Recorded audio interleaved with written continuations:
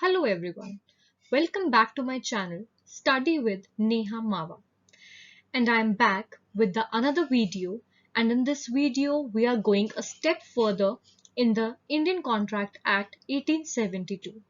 So in this video we are going to start the another topic, that is the competency of the parties under Indian Contract Act. So before that, please subscribe to my channel, like my video and share.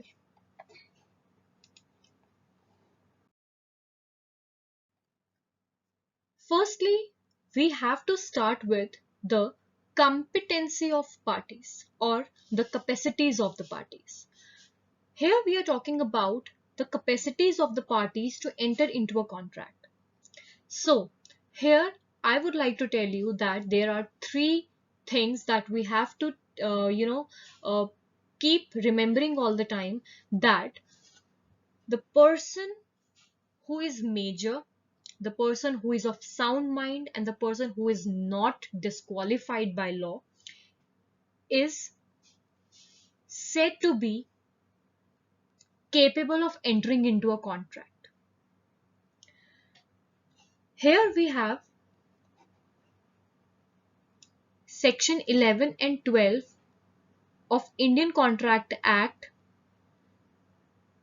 The following persons are competent to contract. Firstly, the major, means the person should be major. The person must have attained the age of 18 years, or the person must be above 18 years. The person is tend to enter into a contract. Another one is person who are sound mind. The person should be sound mind while entering into a contract. And the third is the person must not be disqualified by law at any way, by any manner. Then we have agreement with a minor. Generally, as I told you earlier also, coming into the agreement or coming into a contract with a minor is void ab initio, means void from the very beginning. Firstly, we have to know who is minor. The minor is a person who has not attained the age of majority, and this may vary from by girl and boy. Means girl becomes major at the age of 18 and the boy becomes major at the age of 21. So according to section 3 of Indian Majority Act, it talks about the minor. Means the person must be major, must be below above 18 years, and the nature of agreement with the minor is void ab initio from the very beginning. We have a leading case here, Mohiri Bibi versus Dharmodas Ghosh. In this case, the court or the Privy Council specifically held that coming into a contract with a minor is void ab initio, and you cannot make the minor liable for the benefits or for anything, because the minor is not liable at any cost. Here we have the summary of Mohiri Bibi versus Dharmodas Ghosh. Here, the court said that coming into a contract with the minor is void ab initio. We all know. Okay. Meaning it is null and void from the very beginning. Okay.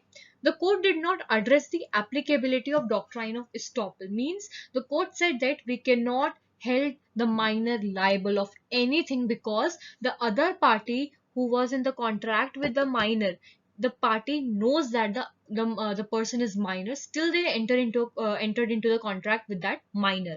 Held that the plaintiff will not get any kind of compensation from the minor, but if it is in case of necessities, then the minor will be liable. Then we have the effect of minor agreement. Firstly, no estoppel against the minor. I think that in this video it is again keep on, it is again repeating itself again, that minor is not liable in the contract, in the agreement. Okay, the principle that a minor's agreement is void ab initio overrides the procedural principles of estoppel. No liability in contract or tort arising out of a contract. So we cannot make the minor liable in any case because the other party knows specifically that the person is minor. Exceptions are always there. For example, the person knows that if the person does not know, that the other person is a minor, because the minor person, the minor child, or the minor person represented himself in such a way that he looks like a major person. So in that case, the minor will be liable. Then there is no contract in the no liability in contract or tort arising out of contract. So in general, a contract cannot be converted into a tort to enable a party to sue a minor. If the tort is directly connected with the contract and is a means of affecting it and is a parcel of the same transaction, the minor is not liable in the tort. Then we have minor liability for necessary. Minor is liable for necessary, as I told you earlier also. Under Section 68 of Indian Contract Act, reimbursement is permitted to the person who supplies necessary to a minor. Now, how we can reimburse that necessaries? From the estate of the person or from the property of the person. Reimbursement is allowed when the necessaries are supplied to the minor, to person who is incapable of making a contract, that is a minor, to dependent of such person. Reimbursement will be permitted from the estate of that person, and the goods supplied must be necessary for the minor's station in life, and minor must not already have sufficient supply of such necessities. So in case of necessities, minor will be liable. Then we have person of unsound mind. We have the second category in the capacities of the parties. Second one is the unsound mind. See, there's a huge difference between a lunatic person and the unsound mind person. Lunatic person is that person who is mentally incapable from the birth. When a person is not mentally developed, or when the person is mentally incapable from the very beginning, from the birth, he is or she is said to be lunatic person. Unsound mind person means the person who was okay, who was mentally sound when he was born, but later on something happened to him that he became unsound mind person. So, in India, Section 12 of the Indian Contract Act governs the contractual liability of the person of unsound mind, including those who are drunk. If a person is in a drunken state, if a person has taken some kind of drugs, he is not in his complete senses, then the person will be considered as unsound mind. Under this section, a person is considered to be of sound mind if they are capable of understanding and forming a rational judgment about the contract effect. If a person is usually of unsound mind, they can make a contract when they are in the sound mind. Generally, unsound mind person does not always remain in that, in that sphere. Sometimes they become sound mind person, sometimes they becomes unsound mind person. Okay, but if they are usually of sound mind, they can enter into a contract. But if they are of unsound mind, they cannot enter into a contract. A person is said to be of sound mind for the purpose of making a contract if at the time when he makes it, he is incapable of understanding the nature of the judgment or the nature of a contract. Then we have person disqualified by law.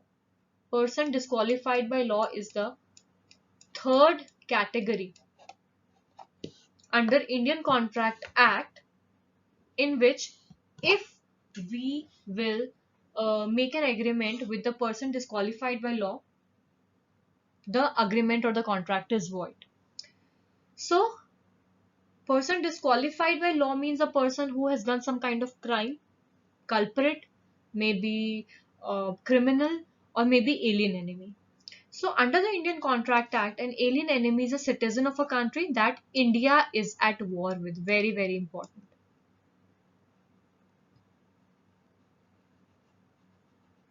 You have to underline this.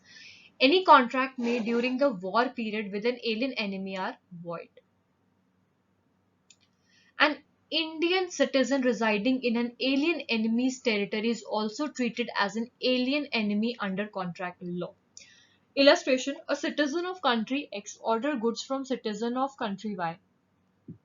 The goods are shipped, but before they could reach Y, country X declare war with country Y.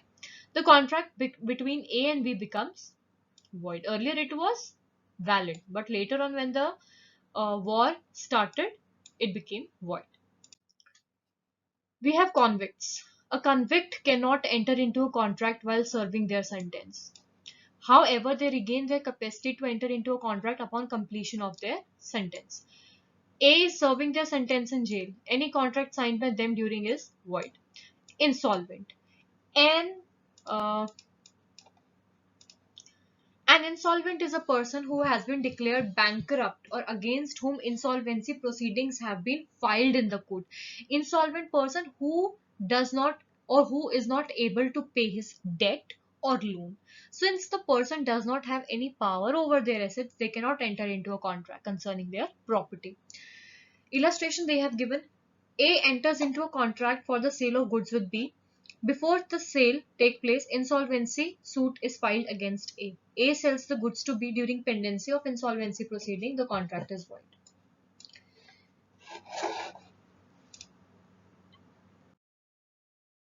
And the last is foreign sovereign.